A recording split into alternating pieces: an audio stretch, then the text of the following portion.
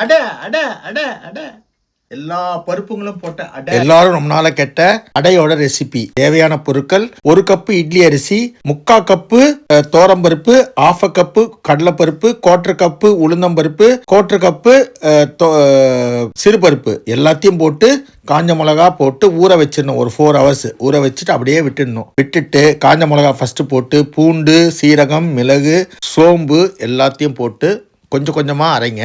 கொஞ்சம் கொரன்னு இருக்கணும். தோசைக்கு அரைக்கிற மாதிரி அரைச்சிங்கன்னா நல்லா வராது. கொரன்னு அரைச்சி கொஞ்சம் கொஞ்சமாக போட்டு அரைங்க. கிரைண்டரில் போட்டிங்கன்னா ஒரே டைமில் அரைச்சிடலாம், நல்லாவும் இருக்கும்.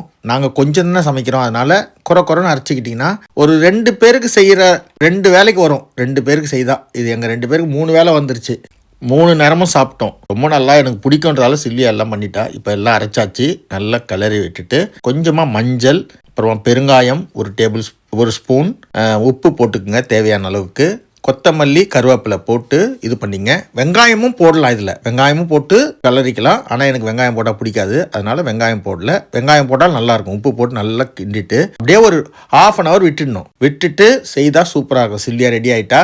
அதுக்குள்ளே நான் தவாலாம் ரெடி பண்ணி வச்சுட்டேன். உட்காந்துட்டு வீடியோ எடுத்துருந்தேன். இப்போ ஊற்றுறத பாருங்கள், எப்படி திக்காக ஊற்றணும். தின்னாக ஊற்றக்கூடாது. சப்பாத்தியை விட கொஞ்சம் திக்காக இருக்கணும். அப்போ தான் அது நல்ல டேஸ்ட் இருக்கும். உள்ளே சாஃப்டாக இருக்கணும், மேலே கிறிஸ்பியாக இருக்கணும். நல்லா எண்ணெய் ஊற்றிட்டு நல்லெண்ணெய் ஊற்றினா நல்லாயிருக்கும். பட்டர் போட்டால் இன்னும் சூப்பராக இருக்கும். ஆனால் எனக்கு நான் சாப்பிடக்கூடாதுன்னு சொல்லி எனக்கு கொடுக்க மாட்டேன். எண்ணெய் ஊற்றிட்டு அப்படியே மீடியம் ஃப்ளேமில் அப்படியே விட்டுடணும். கொஞ்சம் கொஞ்சமாக விரட்டி விடுறதுக்கு முன்னாடி கொஞ்சம் கொஞ்சமாக ஓப்பன் பண்ணி விட்டு அந்த எண்ணெய் போகிற மாதிரி பண்ணி விடணும். இப்போ பாருங்கள், இந்த கலர் வரணும். இதான் இந்த பாருங்க எப்படி வந்துருச்சு. ஒரு 10 மினிட்ஸ் ஆகும் ஒரு இது ஆகிறதுக்கு. 5 to 5 minutes இந்த பக்கம், 5 minutes அந்த பக்கம்.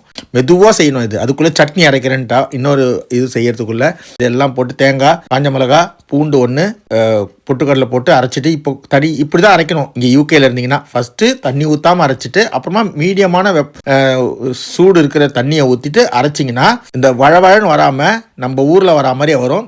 கொதிக்க ஊற்றிடாதீங்க. ஓரளவுக்கு வார்மாக இருக்க வாட்டர் ஊற்றினீங்கன்னா தான் அப்படியே வரும்.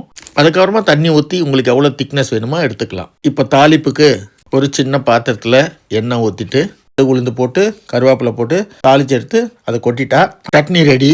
2வது அடை செய்யறதுக்குள்ளேயே இந்த சட்னியெல்லாம் அரைச்சி ரெடி பண்ணி வச்சுட்டா. இதுக்கும் ரெடி பண்ணிட்டா. இதே மாதிரி தான் 2வது இதுவும் செய்தா. நாங்கள் ஒன்று சாப்பிடுவோம். ஆளுக்கு ஒன்று சாப்பிடுவோம். எவ்வளோ அழகாக வந்திருக்கு பாருங்கள். ஃபஸ்ட் டைம் ஒழுங்காக வரலன்னு சொல்லிட்டு செகண்ட் வீடியோ எடுக்க சொன்னான், எடுத்தேன். இல்லையா அளவு சொன்னேன். இதாங்க, இவ்வளோ தாங்க, எல்லாமே ஈஸிங்க. எவ்வளோ ஈஸியாக இருக்கு பாருங்க. நீங்களும் உங்கள் வீட்டில் ட்ரை பண்ணுங்கள், என்ஜாய் பண்ணுங்கள். வாழ்க்கை வாழ்வதற்கு சமைச்சு பார்த்து எப்படி வந்து கமெண்ட்டில் சொல்லுங்கள். தேங்க்யூ. God plus.